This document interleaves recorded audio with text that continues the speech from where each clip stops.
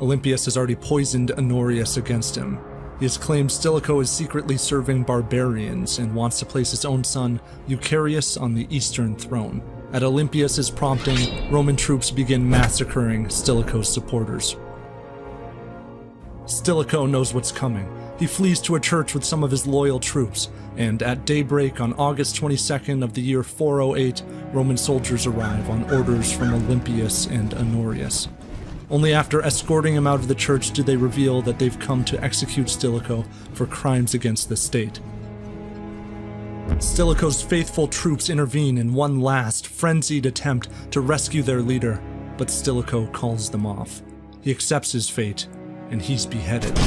Eucharius, his son, is then arrested and executed. Stilicho's wife Serena will later suffer the same fate. Olympius then convinces Honorius to purge allied barbarians from the empire. In a manic genocide, the Romans slaughter tens of thousands of the innocent wives and children of allied Goths serving in the military. The infuriated Goth soldiers respond by defecting en masse to the most powerful barbarian king still standing, Alaric. With his new massive army, Alaric attempts to take control of the empire. When this fails, he again demands a high office in the Roman army. But Honorius refuses to negotiate, ignorant of the fact that Stilicho's death has left the Western Empire without its watchdog, without its shrewd general to ruthlessly drive out invaders, while simultaneously balancing the interests of capricious barbarian chieftains. So it happens that in 410, Alaric and his army stampede through Italy and drag the empire to its knees. For the first time in 800 years, the eternal city of Rome falls to a foreign enemy. For 3 days, the Goths defile monuments, torture and kill civilians, and strip the city of its wealth. Rome will recover, but this is the beginning of the end.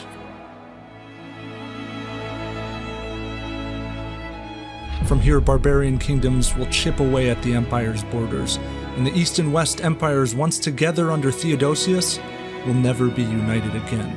Allies and enemy alike are swallowed in the collapsing Roman Empire. Olympius is arrested and clubbed to death on the orders of one of Stilicho's old followers, and Constantine III, who did rule as co-emperor of the Western Roman Empire for a time, is soon deposed, his severed head sent to Honorius.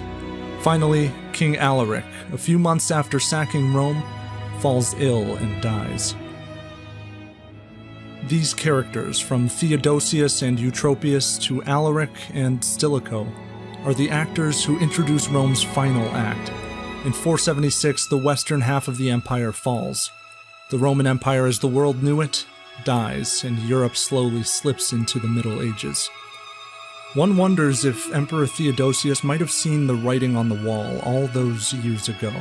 Civil wars and constant invasions were certainly no sign of a healthy empire. But for a brief moment, for 13 years between 395 and 408, his half-barbarian general Stilicho held it together.